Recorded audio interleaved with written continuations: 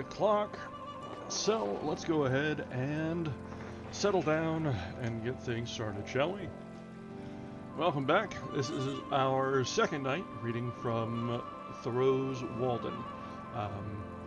Last time, just went on and on and on. So we'll see whether or not old man's going to find a point as he wanders through the woods. I'm not optimistic. We're starting off with a little bit of a harder drink tonight for a weekend, or for a weekday, because, you know what? I don't have the patience for this, man. So, let's just go ahead and jump right into it, shall we? We will see more of Thoreau's legendary wit and sentences that are page long. Yep, more old men scream at dead people. That should be an alternate name for the channel. Maybe we'll have a sub-series for that whenever we have a particularly annoying author. Alright, well, last time we left off about halfway through a chapter because this man doesn't know how to hire an editor. So we'll pick right back up where we left off and we'll see how far we get tonight. So we're resuming from section 1 of Walden, Economy. I am wont to think that men are not so much the keepers of herds, as herds are the keepers of men. The former are so much the freer. Men and oxen exchange work, but if we consider necessary work only, the oxen will be seen to have greatly the advantage. Their farm is so much the larger. Man does sense of his part of the exchange, work in his 6 weeks of haying, and it is no boy's play. Certainly, no nation that lived simply in all respects, that is, no nation of philosophers, would commit so great a blunder as to use the labor of animals. True, there never was and is not likely soon to be a nation of philosophers, nor am I certain it is desirable that there should be. However, I should never have broken a horse or bull and taken him to board for any work he might do for me, for fear I should become a horseman or a herdsman entirely. If society seems to be the gainer by so doing, are we certain that what is one man's gain is not another's loss, and that the stable boy has equal cause with his master to be satisfied? Granted that some public works would not have been constructed without this aid, and let man share the glory of such with the ox and horse, does it follow that he could not have accomplished works yet more worthy of himself in that case? When men begin to do not merely unnecessary or artistic, but luxurious and idle work with their assistance, it is inevitable that a few do all the exchange work with the oxen, or, in other words, become the slaves of the strongest. Man thus not only works for the animal within him, but for a symbol of this. He works for the animal without him. Though we have many substantial houses of brick or stone, the prosperity of the farmer is still measured by the degree to which the barn overshadows the house. This town is said to have the largest houses for oxen, cows, and sheep hereabouts. And it is not behindhand in its public buildings, but there are very few halls for free worship or free speech in this county. It should not be by their architecture, but why not even by their power or abstract thought that nations should seek to commemorate themselves? How much more admirable the Bhagavad Gita than all the ruins of the East. Towers and temples are the luxury of princes. A simple and independent mind does not toil at the bidding of any prince. Genius is not a retainer to any emperor, nor is it material silver or gold or marble except to a trifling extent. To what end, pray, is so much stone hammered? In Arcadia, when I was there, I did not see any hammering stone. Nations are possessed with an insane ambition to perpetuate the memory of themselves by the amount of hammered stone they leave. What if equal pains were taken to smooth and polish their manners? One piece of good sense would be more memorable than a monument as high as the moon. I love better to see stones in place. The grandeur of Thebes was a vulgar grandeur. More sensible is a rod of stone wall that bounds an honest man's field than 100 gated Thebes that has wandered farther from the true end of life. The religion and civilization, which are barbaric and heathenish, build splendid temples. But what you might call Christianity does not. most of the stone a nation hammers goes toward its tomb only. It buries itself alive. As for the pyramids, there's nothing to wonder at in them so much as the fact that so many men could be found degraded enough to spend their lives constructing a tomb for some ambitious booby, whom it would have been wiser and manlier to have drowned in the Nile, and then given his body to the dogs. I might possibly invent some excuse for them and him, but I have no time for it. As for the religion and love of art of the builders, it is much the same all the world over, whether the building be an Egyptian temple or the United States Bank. It costs more than it comes to. The mainspring is vanity, assisted by the love of garlic and bread and butter. Mr. Balcom, a promising young architect, designs it on the back of his Vitruvius with hard pencil and ruler, and the job is let out to Dobson and Sons stonecutters. When the 30 centuries begin to look down on it, mankind begin to look up at it. As for your high towers and monuments, there was a crazy fellow once in this town who undertook to dig through to China, and he got so far that, as he said, he heard the Chinese pots and kettles rattle. But I think that I shall not go out of my way to admire the hole which he made. Many are concerned about the monuments of the West and the East, to know who built them. For my part, I should like to know who in those days did not build them, who were above such trifling. But to proceed with my statistics. By surveying, carpentry, and day labor of various other kinds in the village in the meanwhile, for I have as many trades as fingers, I had earned $13.34. The expense of food for 8 months, namely, from July 4th to March 1st.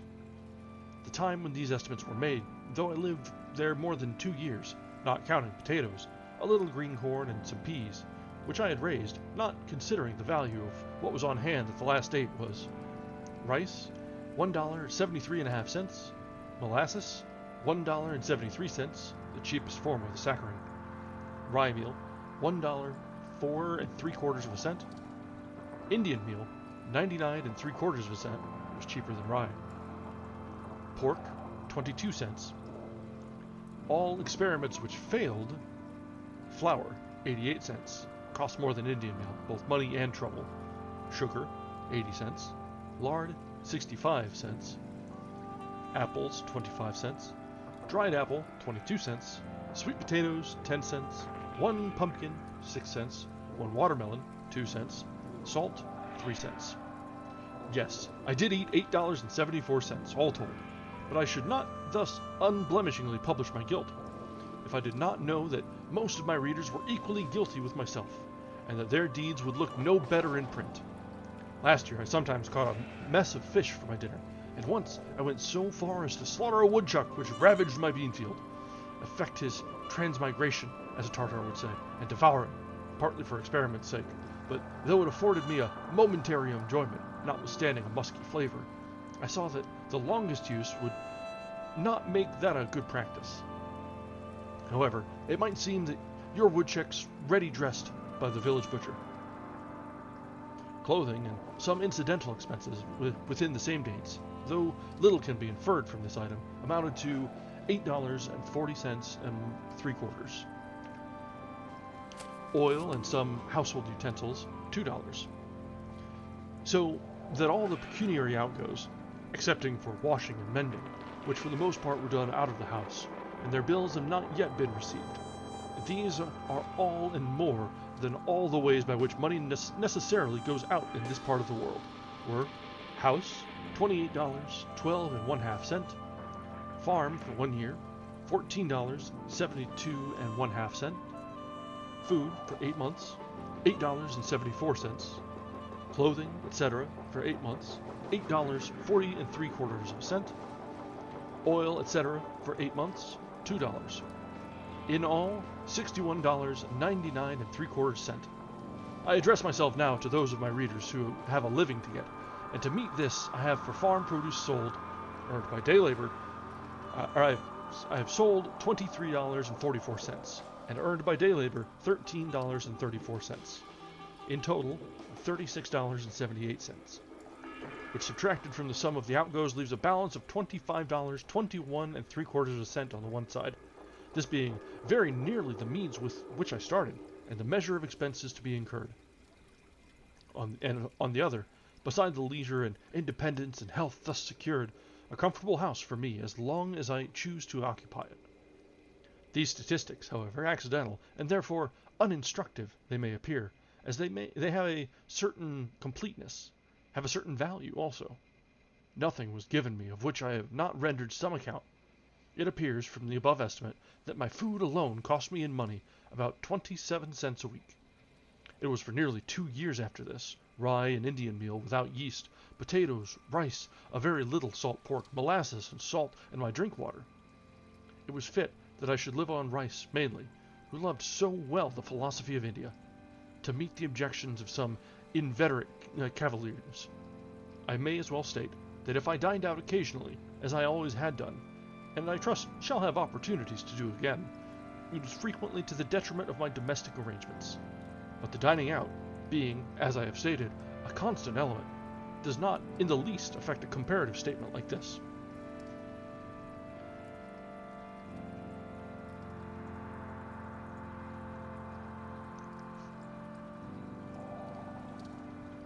I learned from my 2 years' experience that it would cost incredibly little trouble to obtain one's necessary food, even in this latitude, that a man may use as simple a diet as the animals, and yet retain health and strength.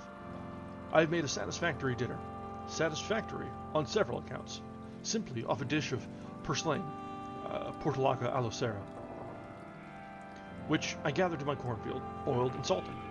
I give the Latin on account of the savoriness of the trivial name. And, pray, what more can a reasonable man desire in peaceful times, in ordinary noons, than a sufficient number of ears of green sweet corn boiled with the addition of salt? Even the little variety which I used was a yielding to the demands of appetite, and not of health. Yet men have come to such a pass that they frequently starve, not for want of necessities, but for want of luxuries. And I know a good woman who thinks that her son lost his life because he took to drinking water only. The reader will perceive that I am treating the subject rather from an economic than a dietetic point of view, and he will not venture to put my abstemiousness to the test unless he was a well-stocked larder. Bread I at first made of pure Indian meal and salt, genuine hoe cakes, which I baked before the fire out of doors, on a shingle or the end of a stick of timber sawed off in building my house. But it was wont to get smoked and to have a piney flavor. I tried flour also, but have at last found a mixture of rye and Indian meal most convenient and agreeable. In cold weather, it was no little amusement to bake several small loaves of this in succession, tending and turning them carefully, as an Egyptian is hatching eggs. There were real cereal fruit which I ripened, and they had, to my senses, a fragrance like that of other noble fruits, which I kept in as long as possible by wrapping them in cloths. I made a study of the ancient and indispensable art of bread making, consulting such authorities as offered, going back to the primitive days and first invention of the unleavened kind, when, from the wildness of nuts and meats, men first reached the mildness and refinement of this diet, and traveling gradually down in my studies, through that accidental souring of the dough which, it is supposed, taught the leavening process, and though the various fermentations thereafter, till I come to good, sweet, wholesome bread, the staff of life, leaven, which some deem the soul of bread, the spiritus, which fills its cellular tissue, which is religiously preserved like the Vestal fire. Some precious bottleful, I suppose, first brought over in the Mayflower, did the business for America, and its influence is still rising, swelling, spreading in cereal and billows over the land. This seed I regularly and faithfully procured from the village, till at length one morning I forgot the rules and scalded my yeast, by which accident I discovered that even this was not indispensable, for my discoveries were not by the synthetic but analytic process, and I have gladly omitted it since, though most housewives earnestly assured me that safe and wholesome bread without yeast might not be, and elderly people prophesied a speedy decay of the vital forces, yet I find it not to be an essential ingredient, and after going without it for a year, am still in the land of the living, and I am glad to escape the trivialness of carrying a bottleful in my pocket, which would sometimes pop and discharge its contents to my discomfiture. It is simpler and more respectable to omit it. Man is an animal who, more than any other, can adapt himself to all climates and circumstances. Neither did I put any sal soda or other acid or alkali into my bread. It would seem that I made it according to the recipe which Marcus Porcius Cato gave about 2 centuries before Christ. Panem depsticium sic facitum. Manus mortariumque bene lavato farinam in mortarium indito aquae polatim adito subito quae poker ubi bene subederis definito coctoque subtestu. Okay. Thoreau, Latin? Really?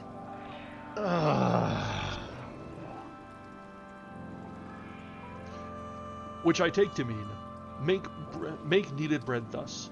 Wash your hands and trowel well. Put the meal into the trowel, add water gradually, and knead it thoroughly.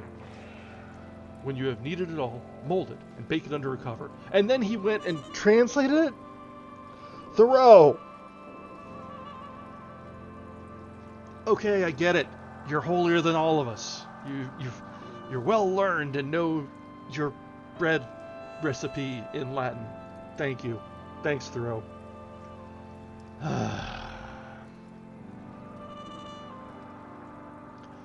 That is, in a baking kettle, not a word about leaven. But I did not always use this staff of life. At one time, owing to the emptiness of my purse, I saw none of it for more than a month. Every New Englander might easily raise all his own breadstuffs in this land of rye and Indian corn, and not depend on distant and fluctuating markets for them. Yet so far are we from simplicity and independence that, in Concord, fresh and sweet meal is rarely sold in the shops, and hominy and corn is a still coarser form are hardly used by any.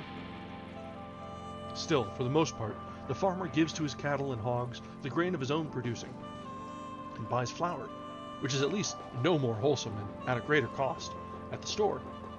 I saw that I could easily raise my bushel of 2 or of rye and Indian corn, for the former will grow on the poorest land, and the latter does not require the best, and grind them in a hand mill, and so do without rice and pork.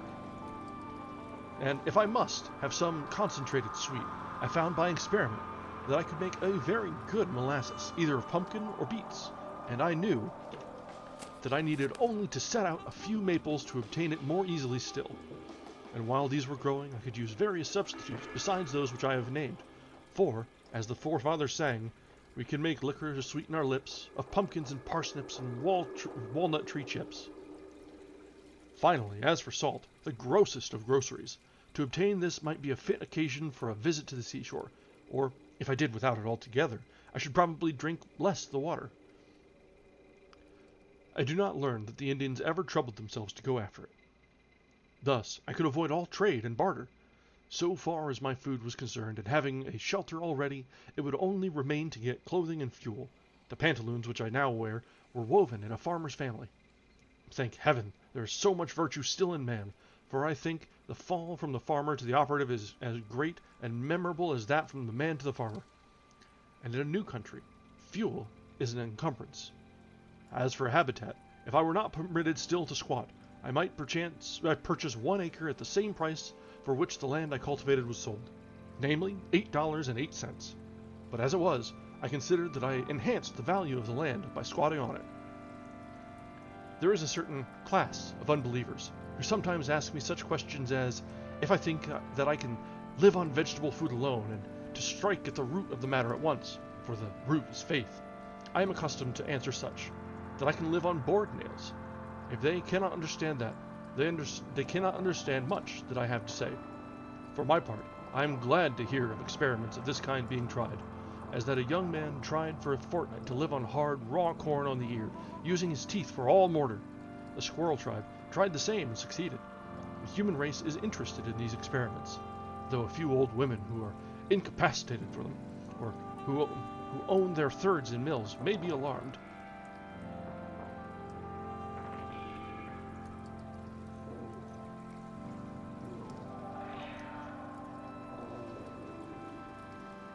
Yeah, definitely. He was a hipster before it was cool. My furniture, part of which I made myself, and the rest cost me nothing of which I have not rendered an account, consisted of a bed, a table, a desk, 3 chairs, a looking glass 3 inches in diameter, a pair of tongs and andirons, a kettle, a skillet, and a frying pan, a dipper, a wash bowl, 2 knives and forks, 3 plates, 1 cup, 1 spoon, a jug for oil, a jug for molasses, and a japanned lamp.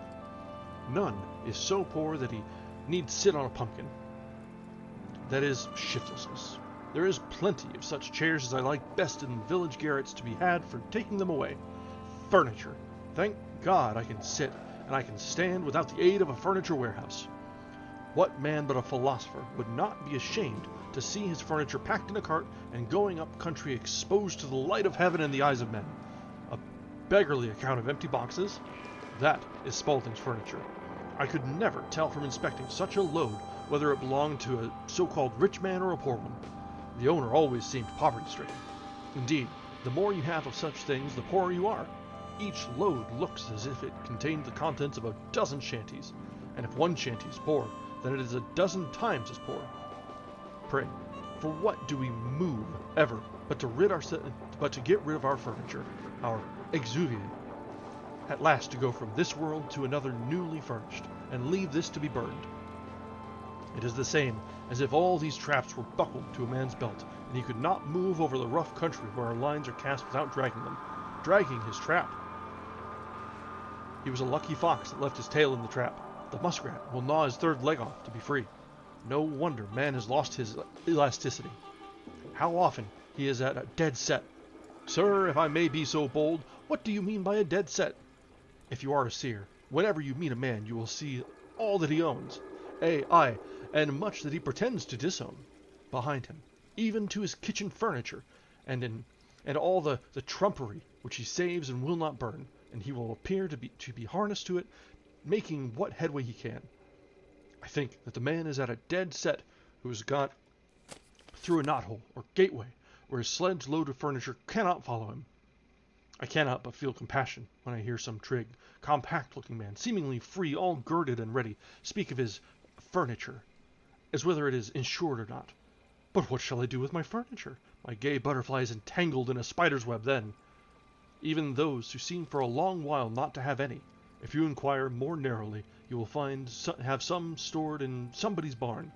I look upon England today as an old gentleman who is traveling with a great deal of baggage, trumpery which is accumulated from long housekeeping, which he has not the courage to burn. Great trunk, little trunk, bandbox, and bundle. Throw away the first 3 at least. It would surpass the powers of a well man nowadays to take up his bed and walk. And I should certainly advise a sick one to lay down his bed and run. When I have met an immigrant tottering under a bundle which contained his all, looking like an enormous wen which had grown out of the nape of his neck, I have pitied him, not because that was his all, but because he had all that to carry. If I have got to drag my trap, I will take care that it will be a light one, and do not nip me in a vital part, but perchance it would be wisest never to put one's paw into it. I would observe, by the way, that it costs me nothing for curtains, for I have no gazers to shut out but the sun and moon, and I am willing to say that they should look in. The moon will not sour milk, nor taint meat of mine, nor will the sun injure my furniture or fade my carpet, and if he is sometimes too warm a friend, I find it still better economy to retreat behind some curtain which nature has provided, and to add a single item to the details of housekeeping. A lady once offered me a mat, but as I had no room to spare within the house, nor time to spare within or without to shake it, I declined, preferring to wipe my feet on the sod before my door. It is best to avoid the beginnings of evil. Yes, absolutely. Too much furniture. That's why everything has gone wrong. Not long since, I was present at the auction of a deacon's effects, for his life had not been ineffectual. The evil that men do lives after them. As usual, a great proportion was trumpery which had begun to accumulate in his father's day. Among the rest was a dried tapeworm, and now, after lying half a century in his garret and the other dustfuls, these things were not burned. Instead of a bonfire or purifying destruction of them, there was an auction, or increasing of them. The neighbors eagerly collected to view them, bought them all, and carefully transported them to their garrets and dust holes to lie there till their estates are settled. When they will start again. When a man dies, he kicks the dust. The customs of some savage nations might perchance be profitably imitated by us, for they at least go through the semblance of casting their slough annually.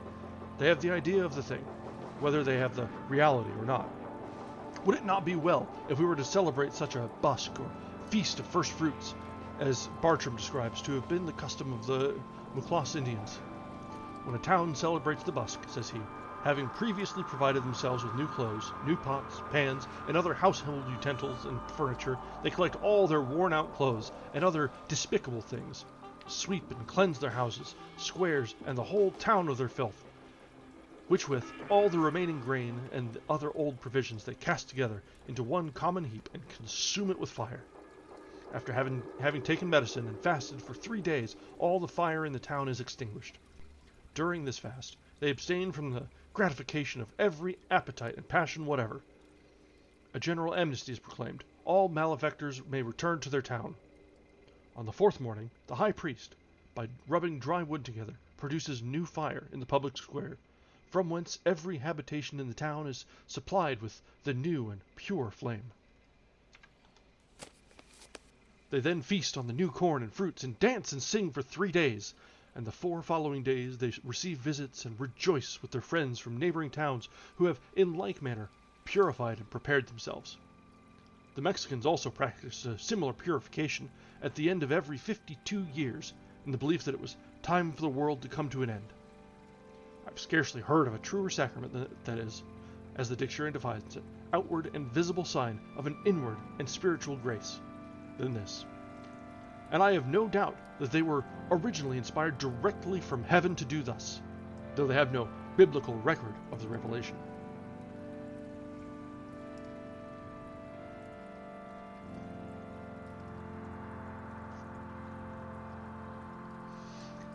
You know, as much as I like to rag on Thoreau, I look back and see how much crap I've accumulated over the years, and then look again at how much crap my parents have accumulated over the years and think, maybe he's onto something. Maybe not right on the right track, but maybe some kernel of truth here. Which is, honestly, that can be said to a lot of what his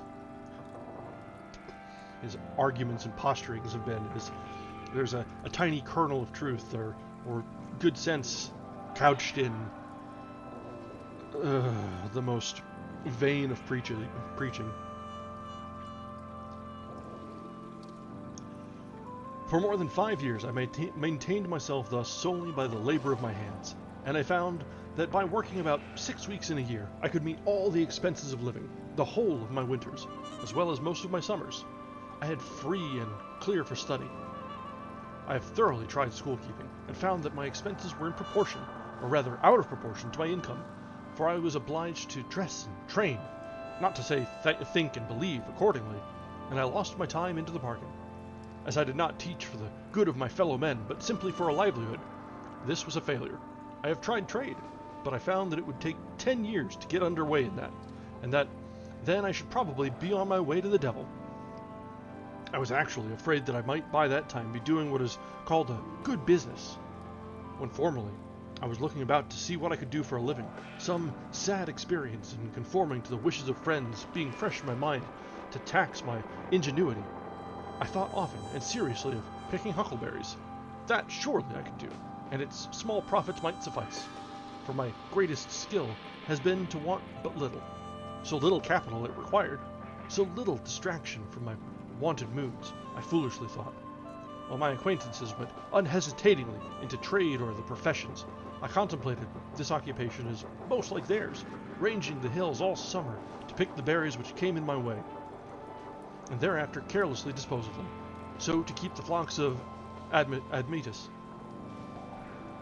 I also dreamed that I might gather the wild herbs, or carry evergreens to such villages as loved to be reminded of the woods, even to the city by hay-cart loads.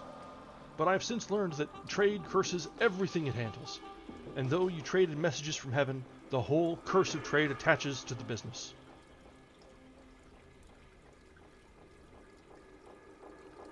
as I preferred some things to others, and especially valued my freedom, as I could fare hard and yet succeed well. I did not wish to spend my time in earning rich carpets or other fine furniture, or delicate cookery, or a house in the Grecian or the Gothic style just yet. If there are any to whom it is no interruption to acquire these things, and who know how to use them when acquired, I relinquish to them the pursuit.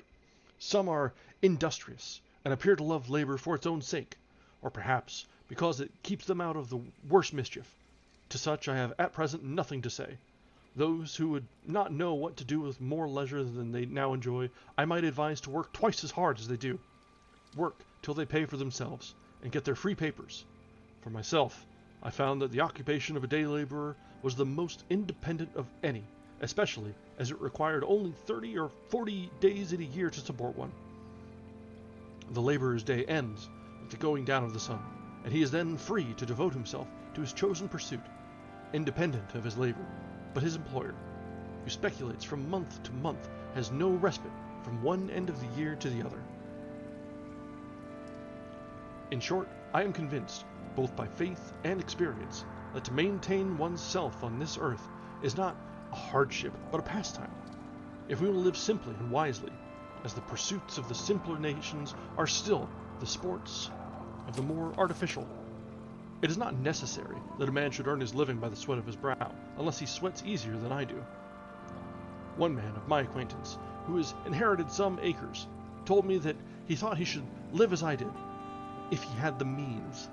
I would not have anyone adopt my mode of living on my account, for, beside that, before he has fairly learned it, I may have found out another for myself. I desire that there may be as many different persons in the world as possible, but I would have each one be very careful to find out and pursue his own way, and not his father's or his mother's or his neighbor's instead. If the youth may build or plant or sail, only let him not be hindered from doing that which he tells me he would like to do. It is by a mathematical point only that we are wise, as the sailor or the fugitive slave keeps the pole star in his eye, but that is sufficient guidance for all our life. We may not arrive at our port within a calculable period, but we would preserve the true course. Undoubtedly, in this case, what is true for one is truer still for 1,000. As a large house is not proportionally more expensive than a small one, since one roof may cover, one cellar underlie, and one wall separate several apartments. But for my part, I preferred the solitary dwelling. Moreover, it will commonly be cheaper to build the whole yourself than to convince another of the advantage of the common wall. And when you have done this, a common partition, to be much cheaper, must be a thin one, and that other may prove a bad neighbor, and also not keep his side in repair. The only cooperation which is commonly possible is exceedingly partial and superficial, and what little true cooperation there is as if it were not, being harmony inaudible to men. If a man has faith, he will cooperate with equal faith everywhere. If he has not faith, he will continue to live like the rest of the world, whatever company he is joined to.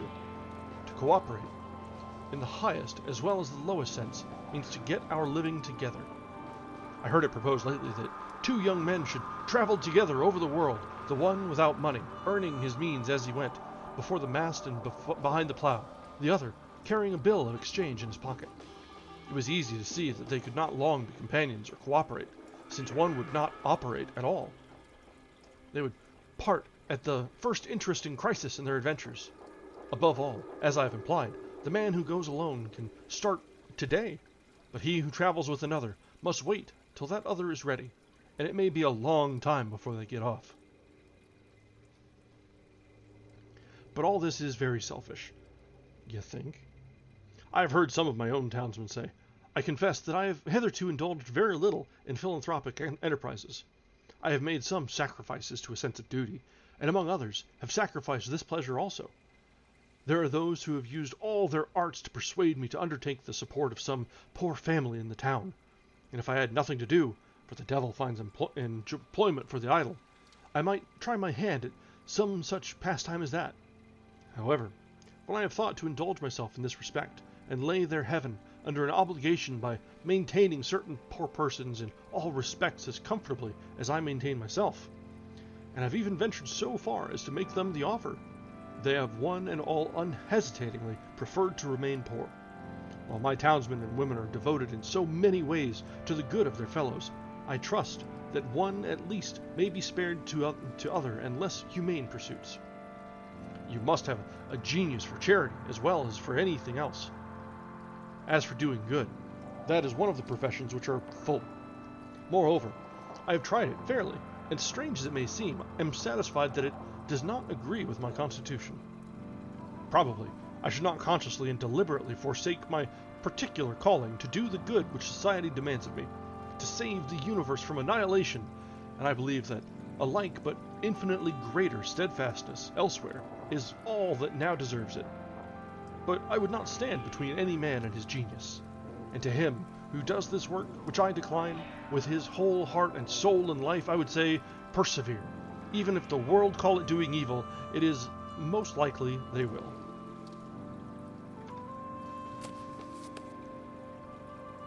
I am far from supposing that my case is a peculiar one. No doubt many of my readers would make a similar defense. At doing something, I will not engage that my neighbors shall pronounce it good. I do not hesitate to say that I should be a capital fellow to hire. But what that is, it is for my employer to find out. What good I do, in the common sense of the word, must be assigned from my main path, and for the most part wholly unintended. Men say practically, begin where you are, and such as you are, without aiming mainly to become of more worth, and with kindness afterthought go about doing good. If I were to preach at all in this strain, I should say rather, set about being good, as if the sun should stop when he had kindled his fires up to the splendor of a moon or a star of the 6th magnitude, and go about like a Robin Goodfellow, peeping in at every cottage window, inspiring lunatics and tainting meats, and making darkness visible, instead of steadily increasing his genial heat and beneficence, till he is of such brightness that no mortal can look him in the face. And then, and in the meanwhile, too, going about the world in his own orbit, doing it good, or rather, as a truer philosophy has discovered, the world going about him getting good. When Phaeton, wishing to prove his heavenly birth by his beneficence, had the sun's chariot but one day, and drove out of the beaten track, he burned several blocks of houses in the lower streets of heaven, and scorched the surface of the earth, and dried up every spring, and made the great desert of Sahara, till at length Jupiter hurled him headlong to the earth with a thunderbolt, and the sun, through grief at his death, did not shine for a year. There is no odor so bad as that which arises from goodness tainted. It is human. It is divine carrion. If I knew for a certainty that a man was coming to my house with the conscious design of doing me good, I should run for my life, as from that dry and parching wind of the African deserts called the simoom, which fills the mouth and nose and ears and eyes with dust till you are suffocated, for fear that I should get some of his good done to me, some of its virus mingled with my blood. No, in this case, I would rather suffer evil the natural way. A man is not a good man to me because he will feed me if I should be starving, or warm me if I should be freezing, or pull me out of a ditch if I should ever fall into one. I can find you a Newfoundland dog that will do as much. Philanthropy is not love for one's fellow man in the broadest sense. Howard was no doubt an exceedingly kind and worthy man in his way, and has his reward. But comparatively speaking, what are 100 Howards to us if their philanthropy does not help us in our best estate, when we are most worthy to be helped? I never heard of a philanthropic meeting in which it was sincerely proposed to do any good to me, or the like of me. The Jesuits were quite balked by those Indians who, being burned at the stake, suggested new modes of torture to their tormentors. Being superior to physical suffering, it sometimes chanced that they were superior to any consolation which the missionaries could offer, and the law to do as you would be done by fell with less persuasiveness on the ears of those who, for their part, did not care how they were done by, who loved their enemies after a new fashion, and came very near freely forgiving them all they did. Be sure that you give the poor the aid they most need, though it be your example which leaves them far behind. If you give money, spend yourself with it, and do not merely abandon it to them.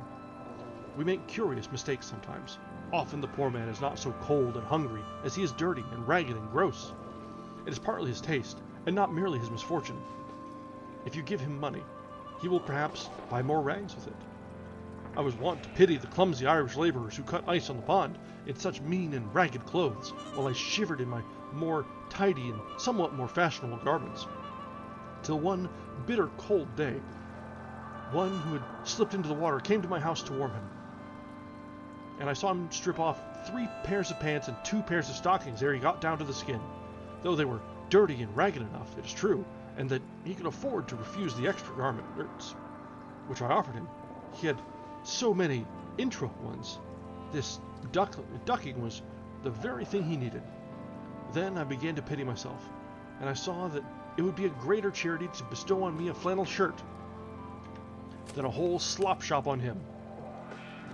There are 1,000 hacking at the branches of evil to one who is striking at the root, and it may be that he who bestows the largest amount of time and money on the needy is doing the most by his mode of life to produce that misery which he strives in vain to relieve. It is the pious slave breeder devoting the proceeds of every 10th slave to buy a Sunday's liberty for the rest. Some show their kindness to the poor by employing them in their kitchens. Would they not be kinder if they employed themselves there? You boast of spending a 10th part of your income in charity. Maybe you should spend the 9/10 so, and done with it. Consider, society recovers only a 10th part of the property then. Is this owing to the generosity of him in whose possession it is found, or to the remissness of the officers of justice? Philanthropy is almost the only virtue which is sufficiently appreciated by mankind. Nay, it is greatly overrated.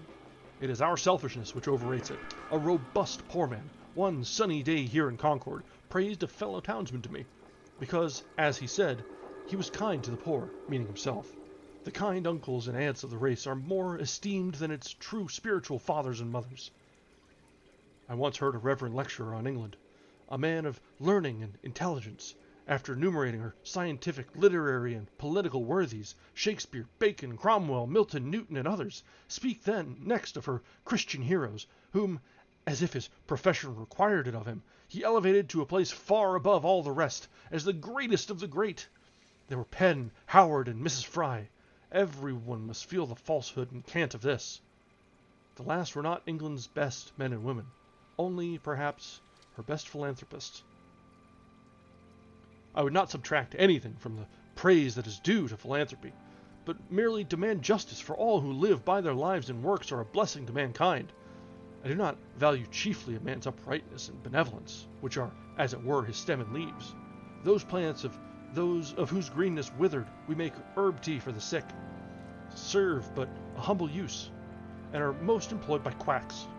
I want the flower and fruit of a man, that some fragrance be wafted over from him to me, and some ripeness flavor our intercourse. His goodness must not be a partial and transitory act, but a constant superfluity, which costs him nothing, and of which he is unconscious. This is a charity that hides a multitude of sin. The philanthropist too often surrounds mankind with the remembrance of his own cast-off griefs as an atmosphere, and calls it sympathy. We should impart our courage, and not our despair, our health and ease, and not our disease, and take care that this does not spread by contagion. From what southern plains comes up the voice of wailing? Under what latitudes reside the heathen to whom we would send light? Who is that intemperate and brutal man whom we would redeem?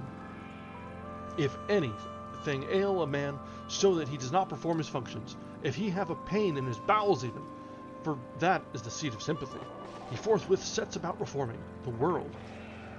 Being a microcosm himself, he discovers, and it is a true discovery, that he is the man to make it, that the world has been eating green apples to his eyes. In fact, the globe itself is a great green apple, which there is a danger awful to think of, that the children of men will nibble before it is ripe.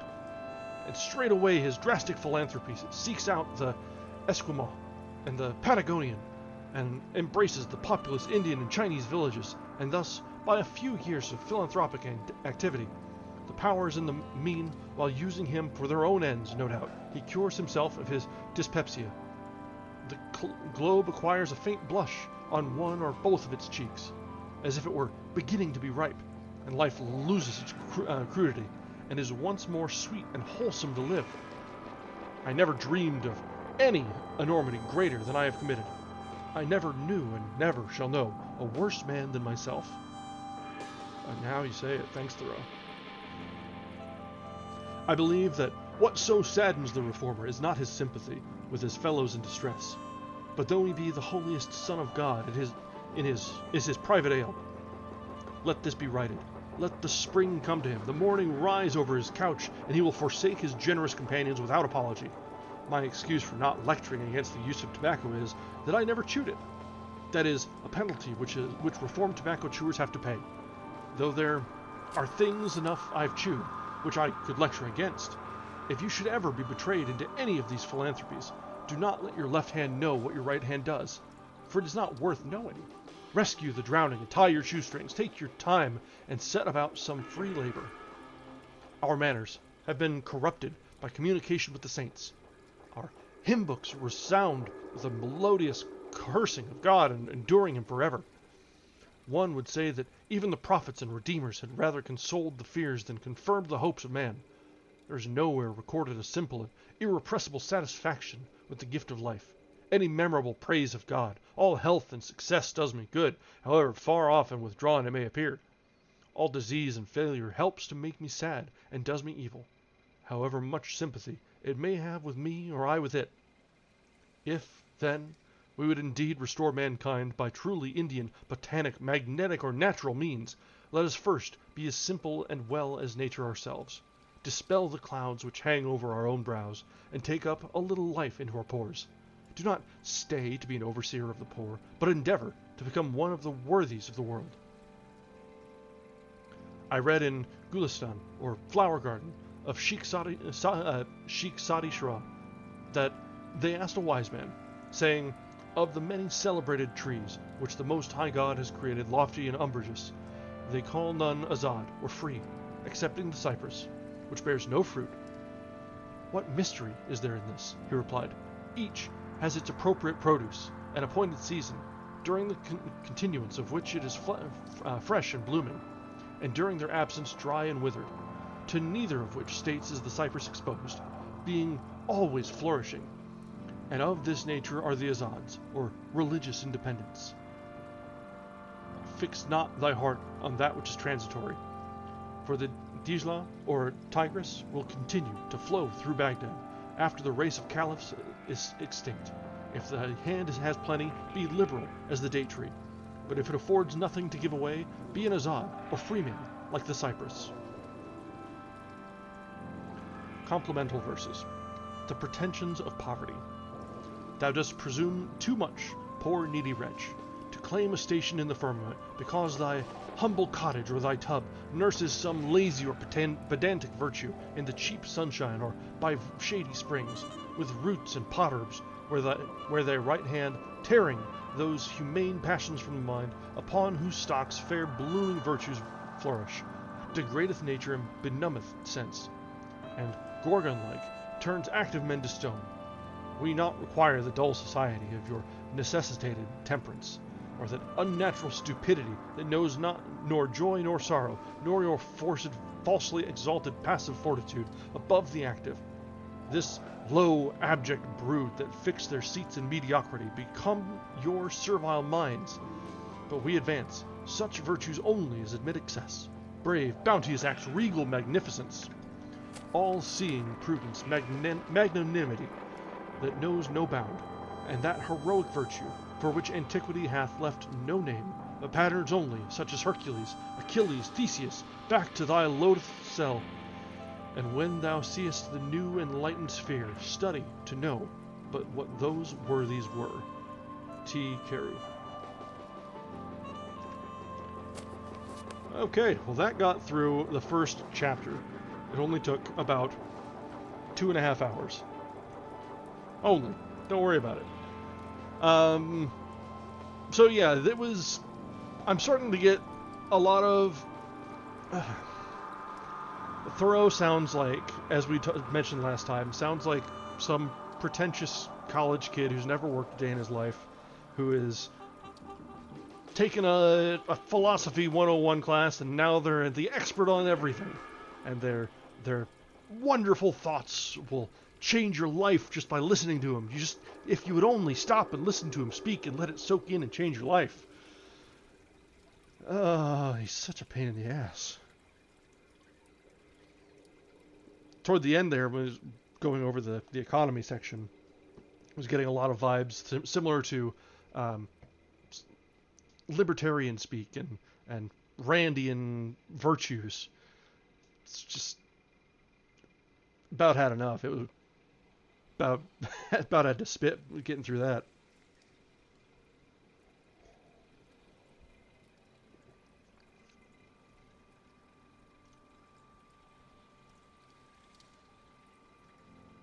Yep, pretty much.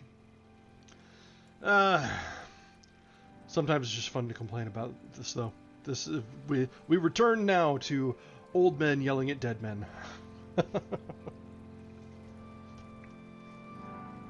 Alright, the next chapter looks to be a fair bit shorter. We can get through a little bit of it before we have to take a break, and then we'll see where we are in the day and in the book when we have to step away for a little bit. So we come to the second section of of Walden by Thoreau, Where I Lived and What I Lived For. At a certain season of our life, we are accustomed to consider every spot as the possible site of a house. I have thus surveyed in the country on every side within a dozen miles of where I live. In imagination, I have bought all the farms in succession, for all were to be bought, and I knew their price. I walked over each farmer's premises, tasted his wild apples, discoursed on husbandry with him, took his farm at his price, at any price, mortgaging it to him in my mind, even put a higher price on it, took everything but a deed of it, took his word for his deed, for I dearly loved to talk, cultivated it, and him, too, to some extent, I trust, and withdrew when I had enjoyed it long enough, leaving him to carry it on.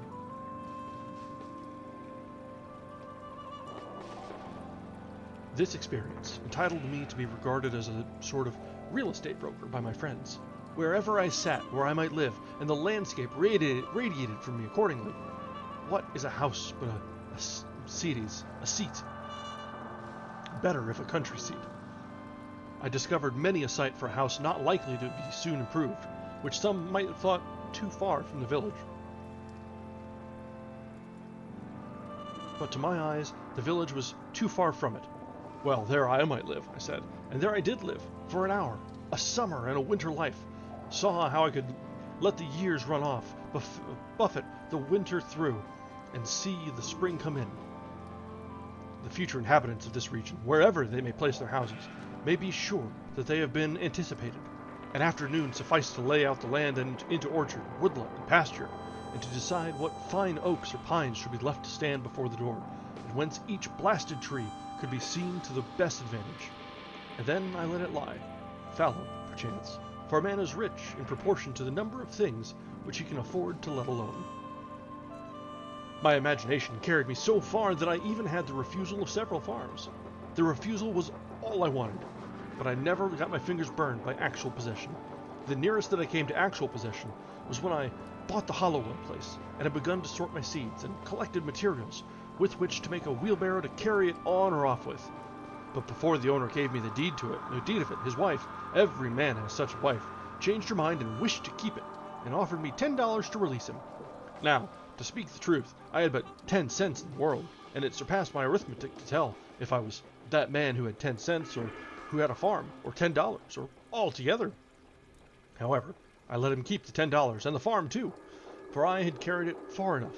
Or rather, to be generous, I sold him the farm for just what I gave for it, and, as he was not a rich man, made him a present of $10, and still had my 10 cents, and seeds, and materials for a wheelbarrow left.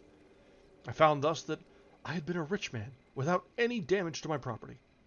But I retained the landscape, and I have since annually carried off what it yielded without a wheelbarrow. With respect to landscapes, I am monarch of all I survey. My right there is none to dispute. I have frequently seen a poet withdraw, having enjoyed the most valuable part of a farm, while the crusty farmer supposed that he had got a few wild apples only. Why, the owner does not know it for many years. When a poet has put his farm in rhyme, the most admirable kind of invisible fence, has fairly impounded it, milked it, skimmed it, and got all the cream, and left the farmer only the skimmed milk. The real attractions of the Hollowell farm, to me, were its complete retirement, being about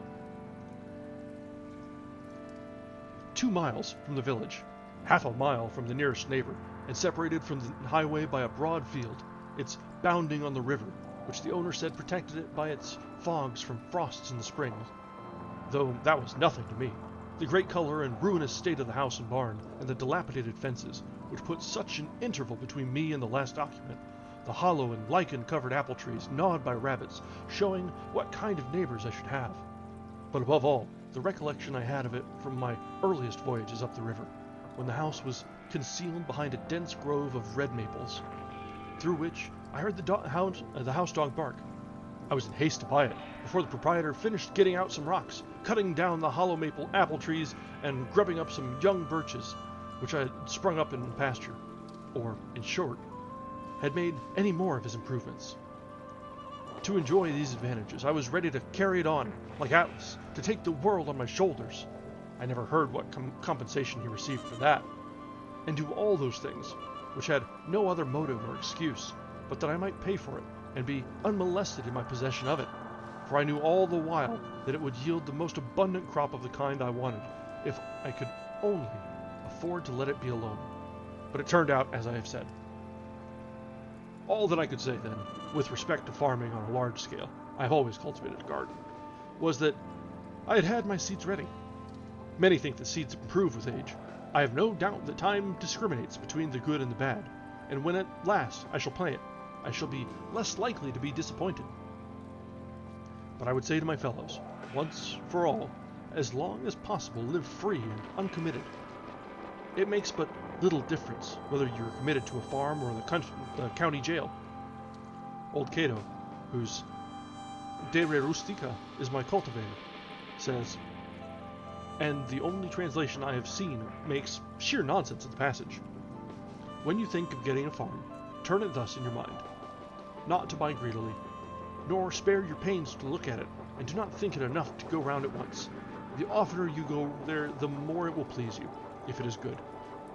I think I shall not buy greedily, but go round and round it as long as I live, and be buried in it first, that it may please me more the last.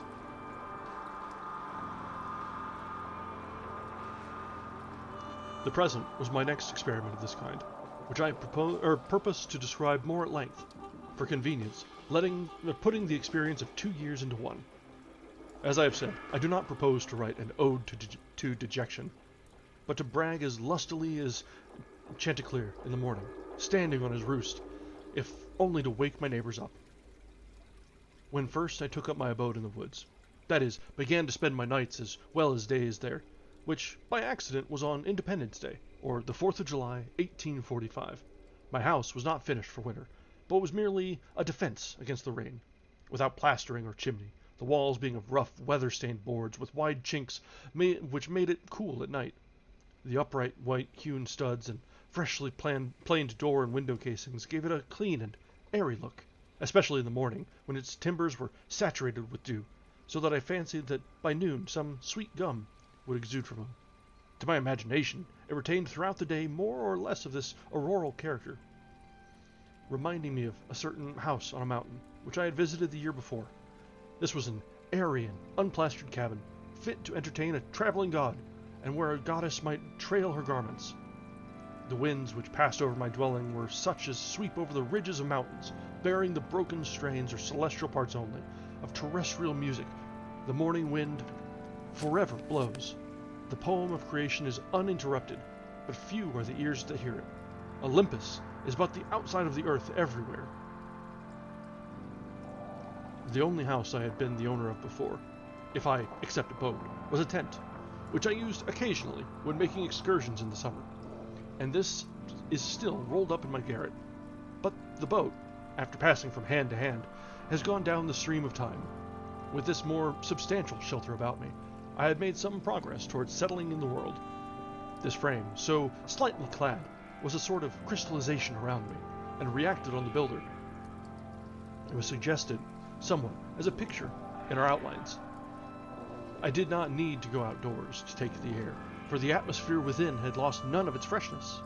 It was not so much within doors as being a door where I sat, even in the rainiest weather. The Haravansa says, an abode without birds is like a meat without seasoning. Such was not my abode, for I found myself suddenly the neighbor to the birds, not by having imprisoned one, but having caged myself near them.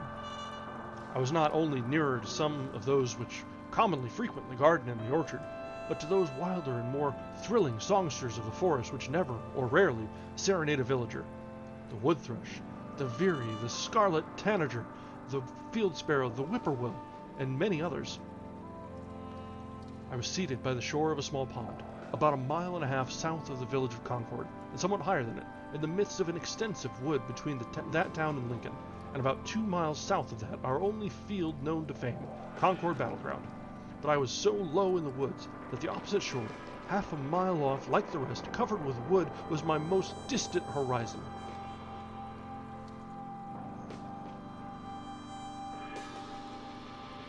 For the first week, whenever I looked out on the pond, it impressed me like a tarn, high up on the side of a mountain, its bottom far above the surface of other lakes. And as the sun arose, I saw it throwing off its nightly clothing of mist, and here and there, by degrees, its soft ripples or its smooth, reflecting surface was revealed, while the mists, like ghosts, were stealthily withdrawing in every direction into the woods, as at the breaking up of some nocturnal conventicle. The very dew seemed to hang upon the trees later into the day than usual, as on the sides of mountains. This small lake was of most value as a neighbor in the intervals of a gentle rainstorm in August, when, both air and water being perfectly still, but the sky overcast, mid-afternoon had all the serenity of evening, and the wood thrush sang around, and was heard from shore to shore. A lake like this is never smoother than at such a time, and the clear portion of the air above it being shallow and darkened by clouds, the water, full of light and reflections, becomes a lower heaven itself, so much the more important. From a hilltop nearby, where the wood had been recently cut off, there was a pleasing vista southward across the pond, through a wide indentation in the hills, which formed the shore there, where their opposite sides sloping toward each other suggested a stream flowing out in that direction through a wooded valley, but stream there was none. That way I looked between and over the near green hills to some distant and higher ones in the horizon, tinged with blue. Indeed, by standing on tiptoe I could catch a glimpse of some of the peaks of the still bluer and more distant mountain ranges in the northwest. Those true blue coins from heaven's own mint, and also of some portion of the village. But in other directions, even from this point, I could not see over or beyond the woods which surrounded me. It is well to have some water in your neighborhood, to give buoyancy to and float the earth. One value even of the sharpest well is that when you look into it, you see that earth is not continent, but insular. This is as important as that it keeps butter cool. When I looked across the pond from this peak toward the Sudbury Meadows, which in time of flood I distinguished elevated perhaps by a mirage in their seething valley, like a coin in a basin, all the earth beyond the pond appeared like a thin crust insulated and floated even by this small sheet of intervening water, and I was reminded that this, on which I dwelt, was but dry land. Though the view from my door was still more contracted, I did not feel crowded or confined in the least. There was pasture enough for my imagination. The low shrub oak plateau on which the opposite shore rose stretched away toward the prairies of the west and the steppes of Tartary, affording ample room for all the roving families of men. There are none happy in the world but beings who enjoy freely a vast horizon, said Damodara, when his herds required new and larger pastures. Both place and time were changed, and I dwelt nearer to those parts of the universe and to those eras in history which had most attracted me. Where I lived was as far off as many a region viewed nightly by astronomers. We are wont to imagine rare and delectable places in some remote and more celestial corner of the system, behind the constellation of Cassiopeia's chair, far from noise and disturbance. I discovered that my house actually had its site in such a withdrawn but forever new and unprofaned part of the universe. If it were worth the while to settle in those parts near the Pleiades or the Hyades, or Aldebaran or Altair, then I was really there, or at an equal remoteness from the life which I had left behind, dwindling and twinkling with as fine a ray to my nearest neighbor, and to be seen only in moonless nights by him. Such was that part of creation where I had squatted. There was a shepherd that did live, and held his thoughts as high as were the mounts whereon his flocks did hourly feed him by. What should we think of the shepherd's life, if his flocks always wandered to higher pastures than his thoughts? Every morning was a cheerful invitation to make my life of equal simplicity, and I may say innocence, with nature herself. I have been as sincere a worshipper of Aurora as the Greeks. I got up early and bathed in the pond. That was a religious exercise, and one of the best things which I did. They say that characters were engraven on the bathing tub of King Chingtang to this effect: renew thyself completely each day. Do it again and again and forever again. I can understand that. Morning brings back the heroic ages. I was as much affected by the faint hum of a mosquito making its invisible and unimaginable tour through my apartment at earliest dawn, when I was sitting with door and windows open, as I could be by any trumpet that ever sang of fame. It was Homer's Requiem, itself an Iliad and Odyssey in the air, singing its own wrath and wanderings. There was something cosmical about it, a standing advertisement, till forbidden, of the everlasting vigor and fertility of the world. The morning, which is the most memorable season of the day, is the awakening hour. Then there is at least somnolence in us, and for an hour, at least, some part of us awakes which slumbers all the rest of the day and night. Little is to be expected of that day, if it can be called a day, to which we are not awakened by our genius, but by the mechanical nudgings of some servitor, are not awakened by our own newly acquired force and aspirations from within, accompanied by the undulations of celestial music instead of factory bells, and a fragrance filling the air, to a higher life than we fell asleep from, and thus the darkness bear its fruit, and prove itself to be good, no less than the light. That man who does not believe that each day contains an earlier, more sacred and auroral hour than he has yet profaned, has despaired of life, and is pursuing a descending and darkening way. After a partial cessation of his sensuous life, the soul of man, or its organs rather, are reinvigorated each day, and his genius tries again what noble life it can make. All memorable events, I should say, transpire in morning time, and in a morning atmosphere. The Vedas say, all intelligences awake with the morning. Poetry and art and the fairest and most memorable of the actions of men date from such an hour. All poets and heroes, like Memnon and the children of Aurora, and emit their music at sunrise. To him whose elastic and vigorous thought keeps pace with the sun, the day is a perpetual morning. It matters not what the clocks say or the attitudes and labors of men. Morning is when I am awake, and there is a dawn in me. Moral reform is the effort to throw off sleep. Why is it that men give so poor an account of their day if they had not been slumbering? They are not such poor calculators. If they had not been overcome with drowsiness, they would have performed something. The millions are awake enough for physical labor, but only 1 in a million is awake enough for effective intellectual exertion. Only 1 in 100 millions to a poetic or divine life. To be awake is to be alive. I have never yet met a man who was quite awake. How could I have looked him in the face? We must learn to reawaken and keep ourselves awake, not by mechanical aids, but by an infinite expectation of the dawn, which does not forsake us in our soundest sleep. I know of no more encouraging fact than that unquestionable ability of man to elevate his life by a conscious endeavor.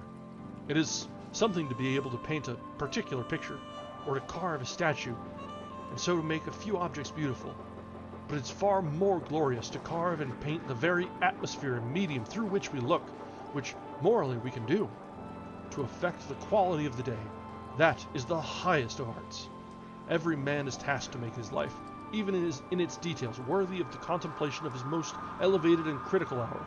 If we refused, or rather used up, such paltry information as we get, the oracles would distinctly inform us how this might be done.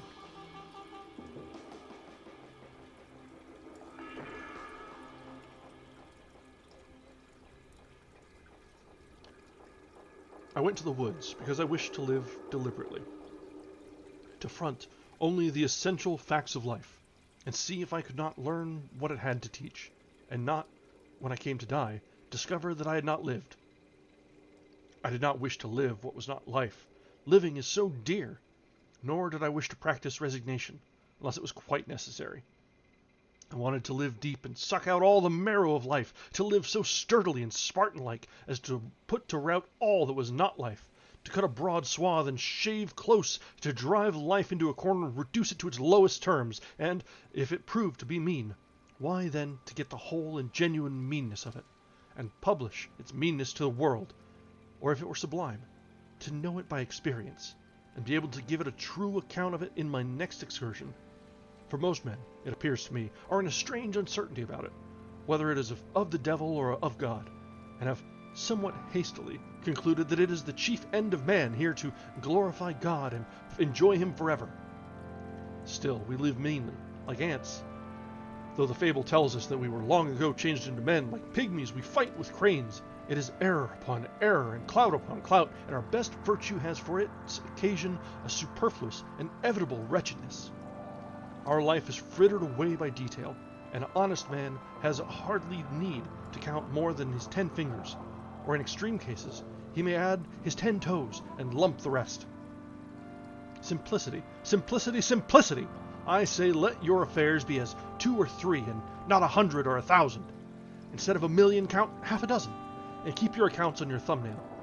In the midst of this chopping sea of civilized life, such are the clouds and storms and quicksands and 1,001 items to be allowed for, that a man has to live, if he would not founder and go to the bottom and not make his port at all, by dead reckoning, and he must be a great calculator, indeed, who succeeds. Simplify, simplify. Instead of 3 meals a day, if it be necessary to eat but 1, instead of 100 dishes, 5, and reduce other things in proportion. Our life is like a German confederacy, made up of petty states, with its boundary forever fluctuating, so that even a German cannot tell you how it is bounded at any moment.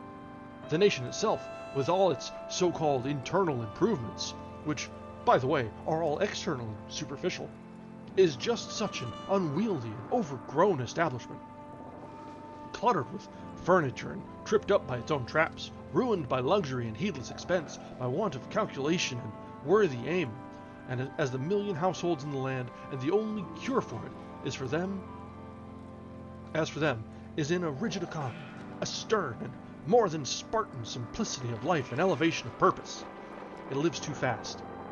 Men think that it is essential that the nation have commerce, and export ice, and talk through a telegraph, and ride 30 miles an hour without a doubt, whether they do or not. But whether we should live like baboons or like men is a little uncertain. If we do not get out sleepers and forge rails and devote days and nights to work, but go to tinkering upon our lives to improve them, who will build railroads? And if railroads are not built, how shall we go to heaven in season? But if we stay at home and mind our business, who will want railroads? We do not ride on the railroad, it rides upon us. Did you ever think that those sleepers then are that underlie the railroad? Each one is a man, an Irishman or a Yankee man. The rails are laid on them, and they are covered with sand, and the cars run smoothly over them. They are sound sleepers, I assure you, and every few years a new lot is laid down and run over, so that if some have the pleasure of riding on a rail, others have the misfortune to be ridden upon. And when they run over a man that is walking in his sleep, a supernumerary sleeper in the wrong position, and wake him up, they suddenly stop the cars, and make a hue and cry about it, as if this were an exception. I am glad to know that it takes a gang of men for every 5 miles to keep the sleepers down and level in their beds, as it is, for this is a sign that they may sometime get up again. Why should we live with such hurry and waste of life? We are determined to be starved before we are hungry. Men say that a stitch in time saves 9, and so they take 1,000 stitches today and save 9 tomorrow. As for work, we haven't any of the consequence. We have the St. Vitus's dance, and cannot possibly keep our heads still. If I should only give a few pulls at the parish bell rope, as for a fire, That is, without setting the bell. There is hardly a man on his farm in the outskirts of Concord, notwithstanding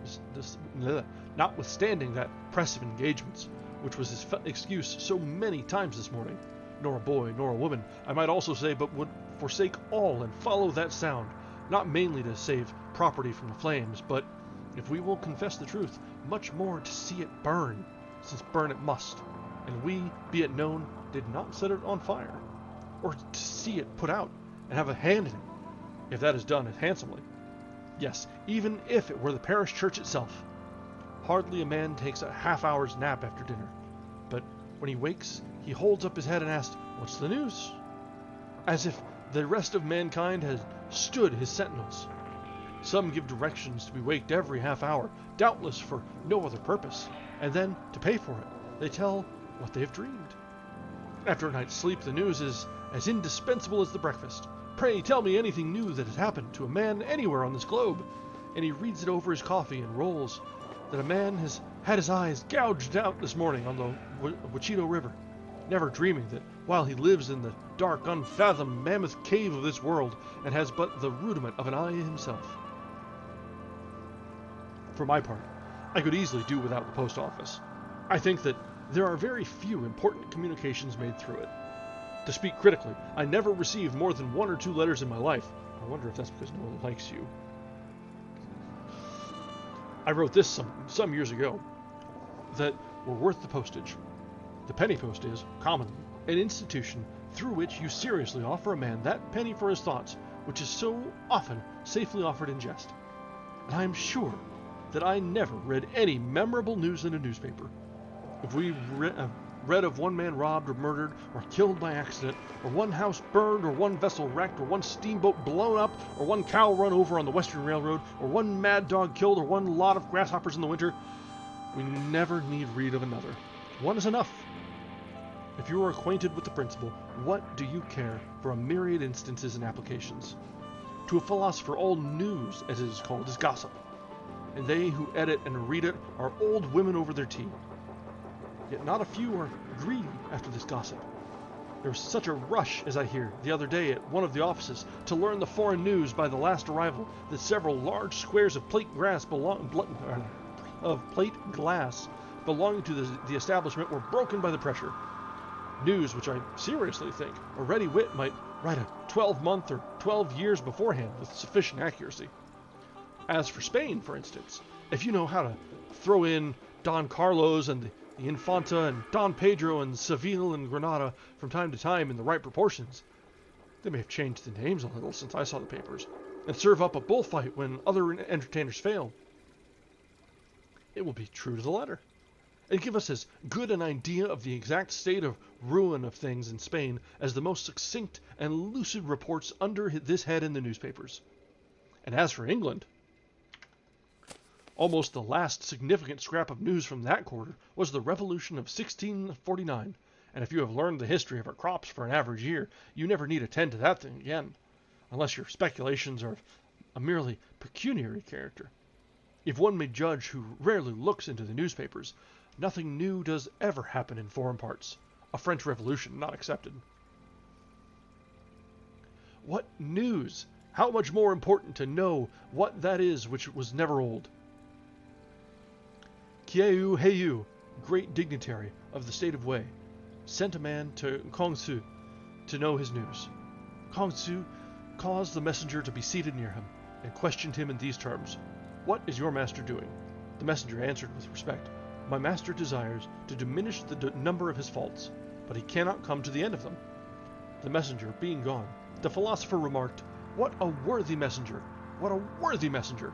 The preacher, instead of vexing the ears of drowsy farmers on their day of rest at the ends of the week, for Sunday is the fit conclusion of an ill-spent week, and not the fresh and brave beginning of a new one, with this one other draggled tale of a sermon, would shout with thundering voice, "Pause, avast! Why so seeming fast, but deadly slow?" Shams and delusions are esteemed for soundest truths, while reality is fabulous. If men would steadily observe realities only, and not only allow themselves to be deluded, life, to compare it with such things as we know, would be like a fairy tale in the Arabian Nights entertainments. if we respected only what is inevitable and has a right to be, music and poetry would resound along the streets. When we are unhurried and wise, we perceive that only great and worthy things have any permanent and absolute existence. What petty fears and petty pleasures are but the shadow of the reality. This is always exhilarating and sublime. By closing the eyes and slumbering, and consenting to be deceived by shows, men establish and confirm their daily life of routine and habit everywhere, which still is built on purely illusory foundations. Children who play life discern its true law and relations more clearly than men, who fail to live it worthily, but who think that they are wiser by experience. That is, by failure. I have read in a Hindu book that there was a king's son who, being expelled in infancy from his native city, was brought up by a forester, and growing up to maturity in that state, imagined himself to belong to the barbarous race with which he had lived. One of his father's ministers, having discovered him, revealed to him that what he was, and the misconception of his character was removed, and he knew himself to be a prince. So soul, continues the Hindu philosopher, from the circumstances in which it is placed, mistakes its own character until the truth is revealed to it by some holy teacher, and then it knows itself to be Brahma. I perceive that we inhabitants of New England live this mean life that we do because our vision does not penetrate the surface of things. We think that that is which appears to be. If a man should walk through this town and see only the reality where think you would the mill dam go to? If he should give us an account of the realities he beheld there, we should not recognize the place in his description. Look at a meeting house, or a courthouse, or a jail, or a shop, or a dwelling house, and say what that thing really is before a true gaze, and they would all go to pieces in your account of them. Men esteem truth remote, in the outskirts of the system, behind the farthest star, before Adam, and after the last man. In eternity, there is indeed something true and sublime, but all these times and places and occasions are now and here. God himself culminates in the present moment, and will never be more divine in the lapse of all the ages. And we are enabled to apprehend at all what is sublime and noble only by the perpetual instilling and drenching of the reality that surrounds us. The universe constantly and obediently answers to our conceptions. Whether we travel fast or slow, the track is laid for us. Let us spend our lives in conceiving them. Then, the poet or the artist never yet had so fair and noble a design, but some of his poetry, or posterity, at least could accomplish it. Let us spend one day as deliberately as nature, and not be thrown off the track by every nutshell and mosquito's wing that falls on the rails. Let us rise early and fast, or break fast, gently, and without perturbation. Let company come and let company go. Let the bells ring and the children cry, determined to make a day of it. Why should we knock under and go with the stream?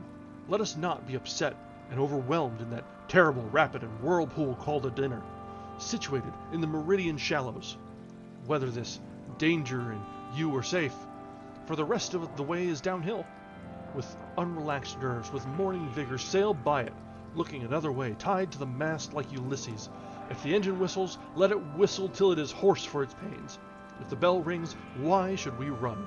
We will consider what kind of music they are like. Let us settle ourselves, and work and wedge our feet downward, through the mud and slush of opinion and prejudice and tradition and delusion and appearance, that alluvion which covers the globe, through Paris and London, through New York and Boston and Concord, through church and state, through poetry and philosophy and religion, till we come to a hard bottom and rocks in place, which we can call reality, and say, this is, and no mistake, and then begin having a point d'appui below, freshet and frost and fire, a place where you might found a wall or a state, or set a lamp post safely, or perhaps a gauge, not a nilometer, but a realometer, that future ages might know how deep a freshet of shams and appearances had gathered from time to time.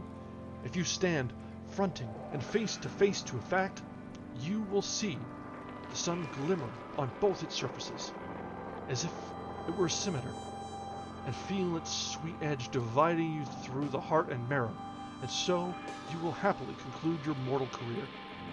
Be it life or death, we crave only reality.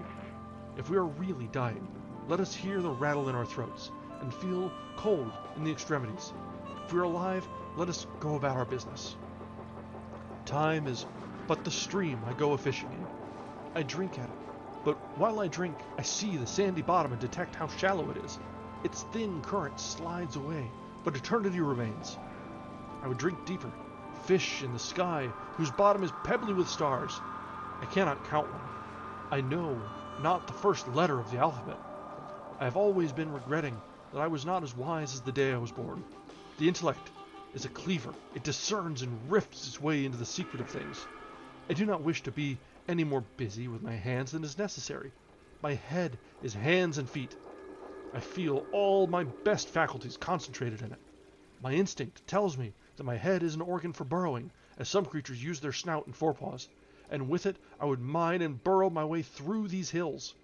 I think that the richest vein is somewhere hereabouts. So by the divining rod and thin rising vapors I judge, and here I will begin to mine. Whew. Okay, so that brings us to the end of that section. Which that was where I lived and what I lived for. That one was a little less infuriating than the economy section. This was kind of getting into his own philosophy, and yeah, it felt a little preachy, but not really any more than as if you were reading the classical philosophers. So that was less annoying, shall I say. But I do need to take a couple minutes here. That was a very lot to be said all at once, and I'm feeling a little bit parched. So I need a couple minutes to top up the drink and check on the kitties. I got Simba here sitting beside me, and he is none too happy right now. So we will be back in just a few minutes, and we'll get a little bit more reading in, maybe another section in before we wrap up for the night. Thanks, guys.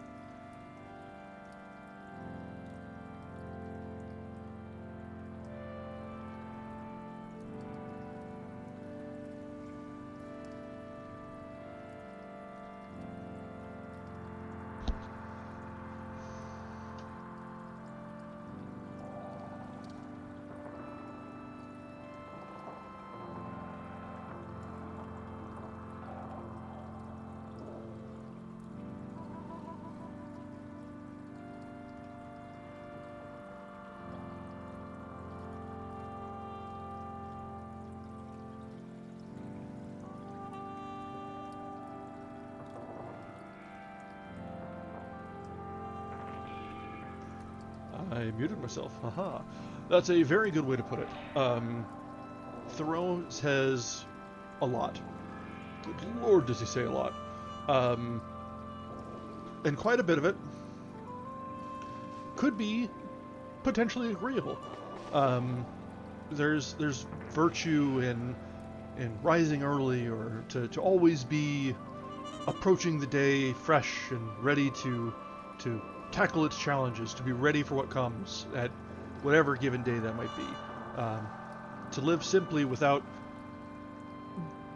artificially inflating what you think you need. Like there's lots of kernels of wisdom in what he says, but man, does he say it in a way that makes you want to disagree with him.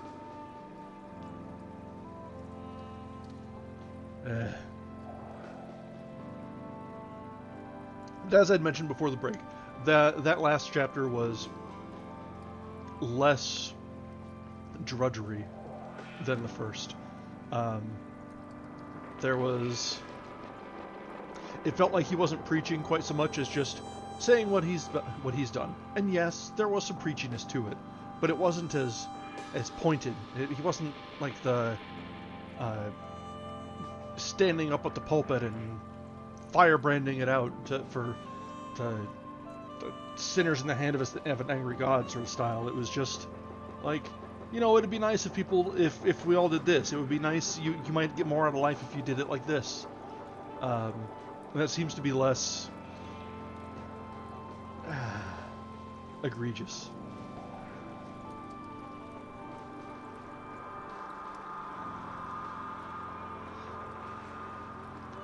Yes, I think it's just well known that Thoreau is kind of an insufferable git. He was in his contemporary too. Other writers didn't like him. So it's not strange for us to find him to be kind of obnoxious. We're in good company. But that doesn't invalidate everything he said. So there, like, as with even with Lovecraft, where he was a hateful person and afraid of everything and brought it out in the worst possible way, there was value in his works.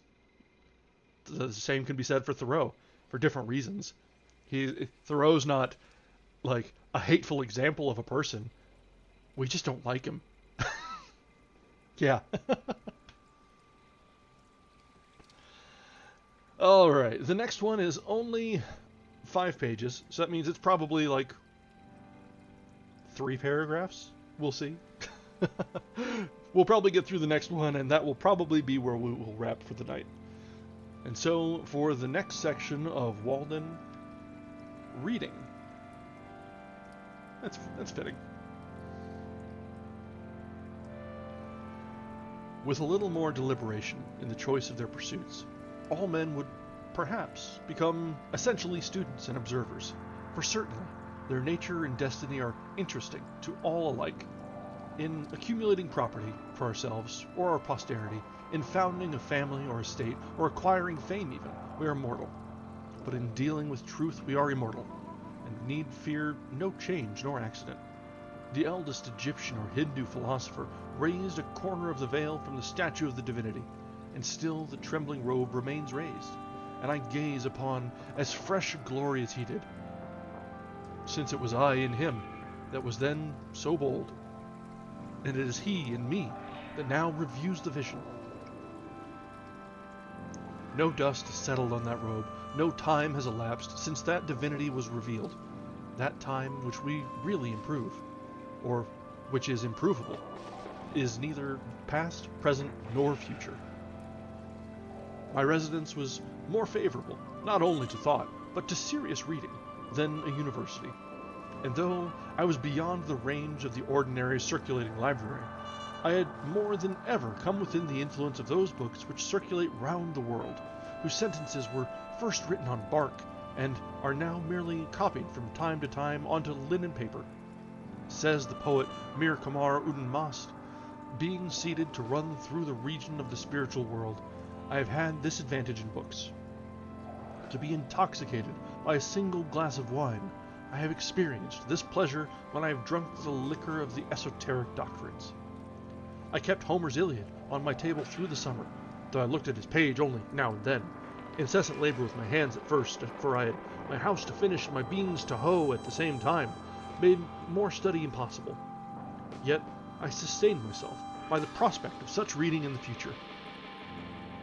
I read one or two shallow books of travel in the intervals of my work, till that employment made me ashamed of myself, and I asked where it was then that I lived. The student may read Homer or Aeschylus in the Greek without danger of dissipation or luxuriousness, for it implies that he in some measure emulate their heroes and consecrate morning hours to their pages. The heroic books, even if printed in the character of our mother tongue, will always be in a language dead to degenerate times, and we must laboriously seek the meaning of each word and line, conjecturing a larger sense than common use permits out of what wisdom and valor and generosity we have. The modern cheap and fertile press, with all its translations, has done little to bring us nearer to the heroic writers of antiquity. They seem as solitary, and the letter in which they are printed as rare and curious as ever.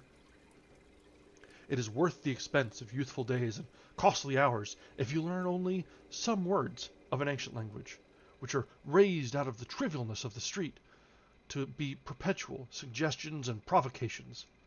It is not in vain that the farmer remembers and repeats the few Latin words which he has learned. Men sometimes speak as if the study of the classics would at length make way for more modern and practical studies. But the adventurous student will always study classics, in whatever language they may be written and however ancient they may be. For what are the classics but the noblest recorded thoughts of man? They are the only oracles which are not decayed, and there are such answers to the most modern inquiry in them as Delphi and Dodona never gave. We might as well omit to study nature, because she is old. To read, well, that is, to read true books in a true spirit is a noble exercise, and one that will task the reader more than any exercise which the customs of the day esteem. It requires a training such as the athletes underwent, the steady intention almost of the whole life to this object. Books must be read as deliberately and reservedly as they were written. It is not enough to be able to speak the language of that nation by which they are written, for there is a memorable interval between the spoken and the written language. The language must be heard, and the language read. The one is commonly transitory, a sound, a tongue, a dialect merely, almost brutish, and we learn it unconsciously, like the brutes of our mothers. The other is the maturity and experience of that. If that is our mother tongue, this is our father tongue, reserved and select expression, too significant to be heard by the ear, which we must be born again in order to speak. The crowds of men who merely spoke the Greek and Latin tongues in the Middle Ages were not entitled by the accident of birth to read the works of genius written in those languages, for these were not written in that Greek or Latin which they knew, but in the select language of literature. They had not learned the nobler dialects of Greece and Rome, but the very materials on which they were written were waste paper to them, and they prized instead a cheap contemporary literature. But when the several nations of Europe had acquired distinct, though rude, written languages of their own, sufficient for the purposes of their rising literatures, then first learning revived, and scholars were enabled to discern from that remoteness the treasures of antiquity. What the Roman and Grecian multitude could not hear after the lapse of ages, a few scholars read, and a few scholars only are still reading. However much we may admire the orator's occasional bursts of eloquence, the noblest written words are commonly as far behind or above the fleeting spoken language as the firmament with its stars behind the clouds. There are the stars, and they who may read them. The astronomers forever comment on and observe them. They are not exhalations like our daily colloquies and vaporous breath. What is called eloquence in the forum is commonly found to be rhetoric in the study. The orator yields to the inspiration of a transient occasion and speaks to the mob before him, to those who can hear him. But the writer, whose more equable life is his occasion, and who would be distracted by the event and the crowd which inspired the order, speaks to the intellect and health of mankind, to all in any age who can understand him. No wonder that Alexander carried the Iliad with him on his expeditions in a precious casket. A written word is the choicest of relics. It is something at once more intimate with us and more universal than any work of art. It is the work of art nearest to life itself. It may be translated into every language, and not only be read, but actually breathed from all human lips, not be represented on canvas or in marble only, but be carved out of the breath of life itself. The symbol of an ancient man's thought becomes a modern man's speech. 2,000 summers have imparted to the monuments of Grecian literature, as to her marbles, only a mature golden and autumnal tint. For they have carried their own serene and celestial atmosphere into all lands to protect them against the corrosion of time. Books are the treasured wealth of the world, and the fit inheritance of generations and nations. Books, the oldest and the best, stand naturally and rightfully on the shelves of every cottage. They have no cause of their own to plead, but while they enlighten and sustain the reader, and his common sense will not refuse them. Their authors are a natural and irresistible aristocracy in every society, and more than kings or emperors exert an influence on mankind. When the illiterate and perhaps scornful trader has earned by enterprise and industry his coveted leisure and independence, and is admitted to the circles of wealth and fashion, he turns inevitably at last to those still higher, but yet inaccessible circles of intellect and genius, and is sensible only of the imperfection of his culture and the vanity and insufficiency of all his riches, and further proves his good sense by the pains which he takes to secure for his children that intellectual culture whose want he so keenly feels. And thus it is that he becomes the founder of a family. Those who have not learned to read the ancient classics in the language in which they were written must have a very imperfect knowledge of the history of the human race. For it is remarkable that no transcript of them have ever been made into any modern tongue unless our civilization itself may be regarded as such a transcript. Homer has never yet been printed in English, or Aeschylus, nor Virgil even. Works as refined, as solidly done, and as beautiful almost as the morning itself. For later writers, say what we will of their genius, have rarely, if ever, equaled the elaborate beauty and finish and the lifelong and heroic literary labors of the ancients. They only talk of forgetting them who never knew them. It will be soon enough to forget them when we have the learning and genius which will enable us to attend to and appreciate them.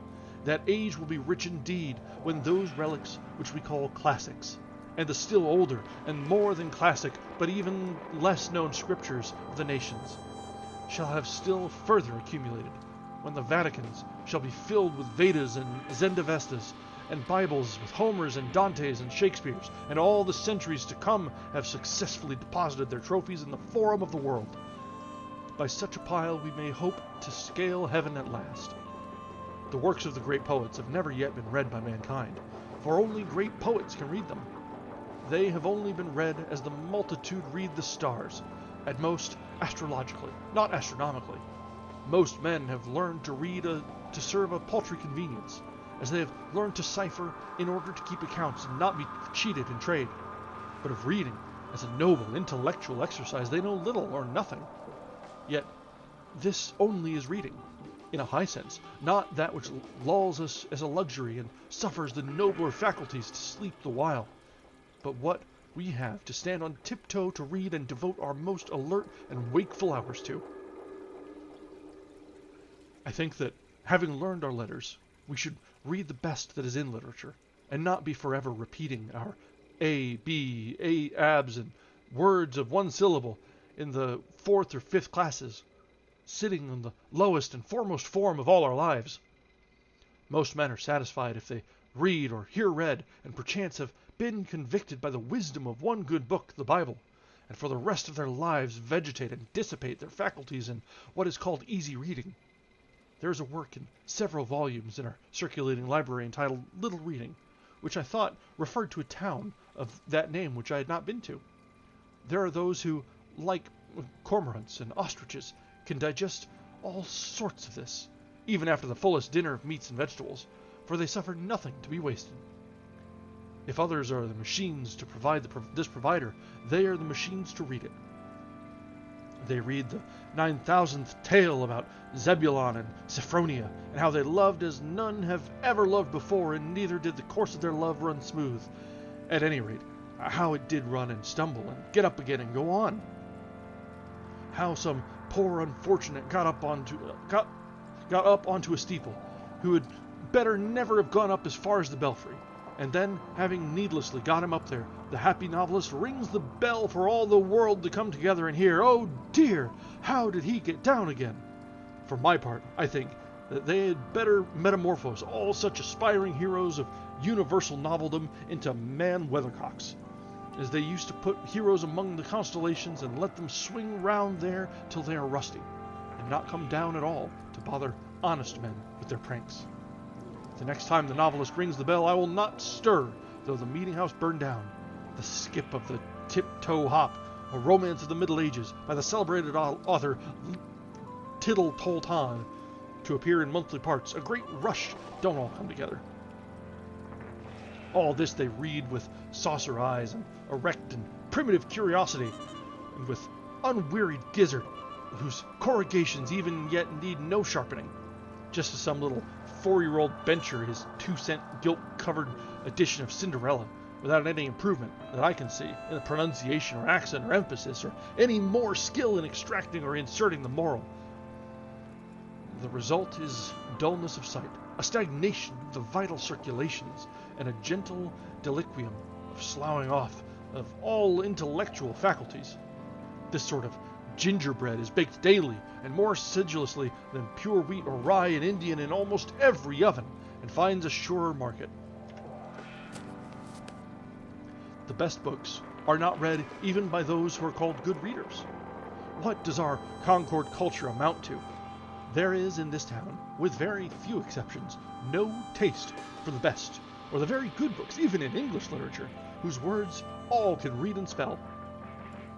Even the college-bred and so-called liberally educated men here and elsewhere have really little or no acquaintance with the English classics. And as for the recorded wisdom of mankind, the ancient classics and Bibles, which are accessible to all who will know of them, there are the feeblest of efforts. Any were made to become acquainted with them, I know a woodchop of middle age who takes a French paper, not for news, as he says, for he is above that, but to keep himself in practice. He being Canadian by birth, and when I ask him what he considers the best thing he can do in this world, he says, beside this, to keep up and add to his English. This is about as much as the college-bred generally do, or aspire to do, and they take an English paper for the purpose. One who has just come from reading perhaps one of the best English books will find how many with whom he can converse about it. Or suppose he comes from reading a Greek or Latin classic in the original, whose praises are familiar even to the so-called illiterate. He will find nobody at all to speak to, but must keep silence about it. Indeed, there is hardly the professor in our colleges who, if he has mastered the difficulties of the language, has proportionally mastered the difficulties of the wit and poetry of a Greek poet, and has any sympathy to impart to the alert and heroic reader as for the sacred scriptures or Bibles of mankind, who in this town can tell me even their titles. Most men do not know that any nation but the Hebrews have had a scripture. A man, any man, will go considerably out of his way to pick up a silver dollar, but here are golden words, which the wisest men of antiquity have uttered, and whose worth the wise of every succeeding age have assured us of, and yet we learn to read only as far as easy reading. The primers and class books, and when we leave school, the little reading and story books which are for boys and beginners, and our reading, our conversation and thinking are all on a very low level, worthy only of pygmies and mannequins. I aspire to be acquainted with wiser men than this our Concord soil has produced, whose names are hardly known here. Or shall I hear the name of Plato, and never read his book, as if Plato were my townsman, and I never saw him, my next neighbor, and I never heard him speak or attended to the wisdom of his words? But how actually is it? His dialogues, which contain what was immortal in him, lie on the next shelf, and yet I never read them. We are underbred and low-lived and illiterate, and in this respect I confess I do not make any very broad distinction between the illiterateness of my townsman, who cannot read at all, and the illiterateness of him who has learned to read only what is for children and feeble intellects. We should be as good as the worthies of antiquity, but partly by first knowing how good they were. We are a race of titmen, and soar but little higher in our intellectual flights than the columns of the daily paper. It is not all books that are as dull as their readers. There are probably words addressed to our condition exactly, which, if we could really hear and understand, would be more salutary than the morning or the spring to our lives, and possibly put a new aspect on the face of things for us. How many a man has dated a new era in his life. From the reading of a book, the book exists for us perchance, which will explain our miracles and reveal new ones. The at present unutterable things we may find somewhere uttered. These same questions that disturb and puzzle and confound us have in their turn occurred to all the wise men.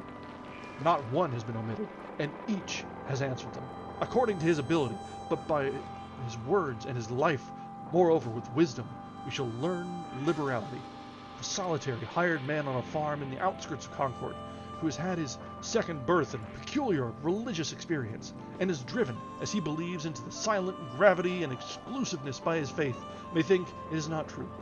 But Zoroaster, thousands of years ago, traveled the same road and had the same experience, but he, being wise, knew it to be universal, and treated his neighbors accordingly, and is even said to have invented and established worship among men.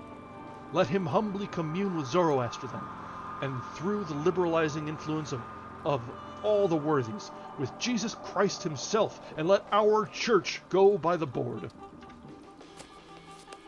We boast that we belong to the 19th century and are making the most rapid strides of any nation. But consider how little this village does for its own culture.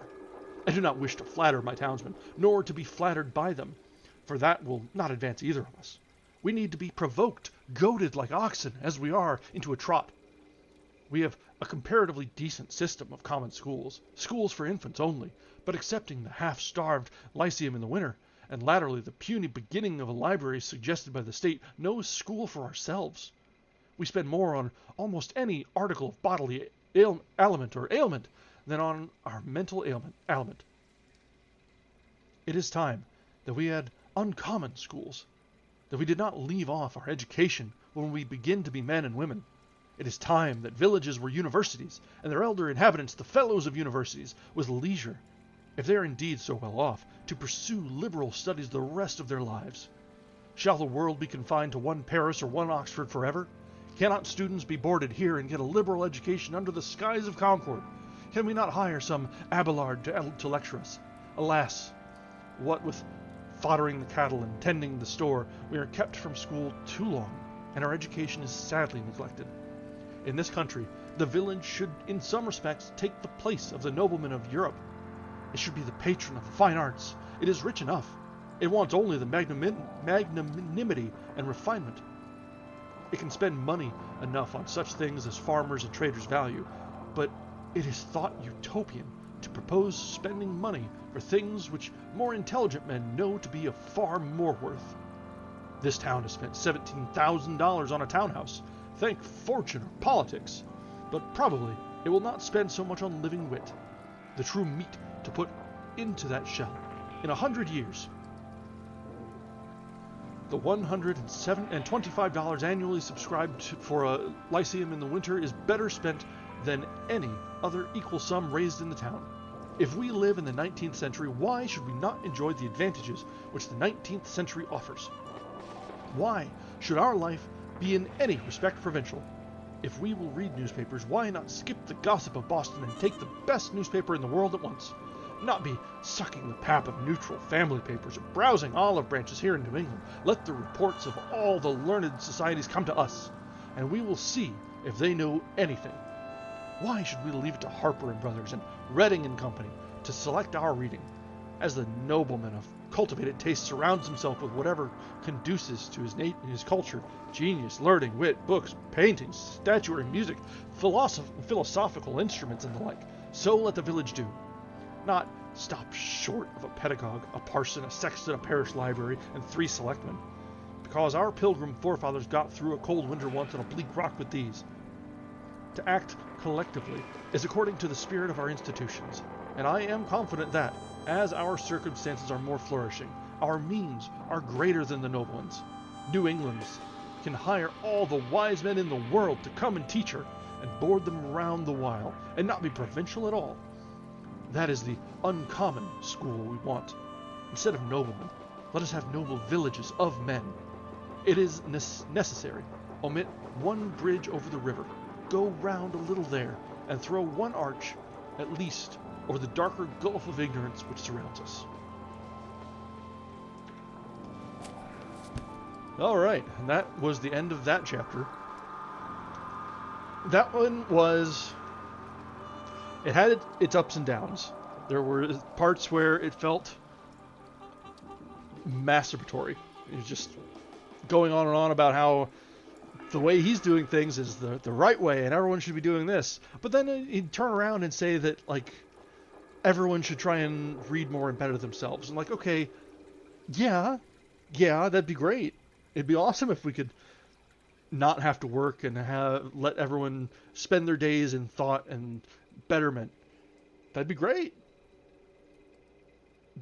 But he kind of prefaced it by, in the same breath, degrading reading anything but the classic works, as if there can be no value of anything new or made for entertainment.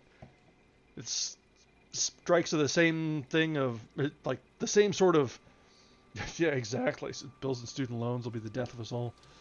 But it strikes of the same sort of conversation that you hear people saying that, oh, the TV will rot your brain. It's the same conversation, the same argument. Like, yeah, easy reading is, at the time, was what they looked down on. Just like we look down on bad TV. The soap operas. So, this is another example of Thoreau being Thoreau, where he says a lot of things that could be good. I could agree with a lot of them. He's a git.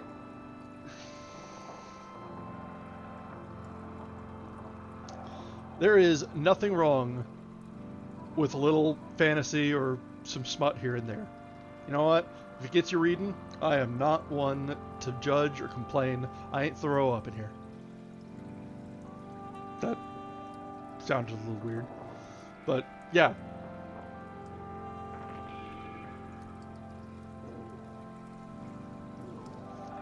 Oh.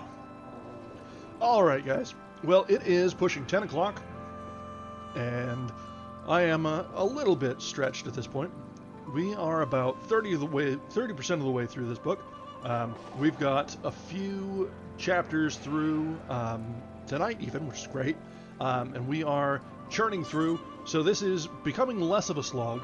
I think once we got over the crest of that first chapter being an absolute unholy terror, we're in a much better position to get through this and really appreciate it more. So we will wrap up here for tonight.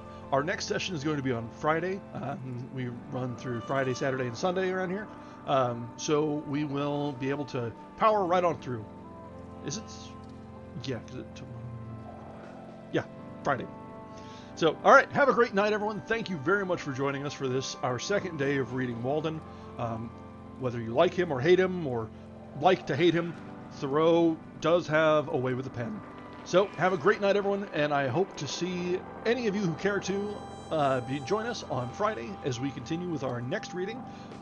As always, all of our videos are going to be in the VODs, so if you missed any or you want to go back through our backlog, we've got everything available to you.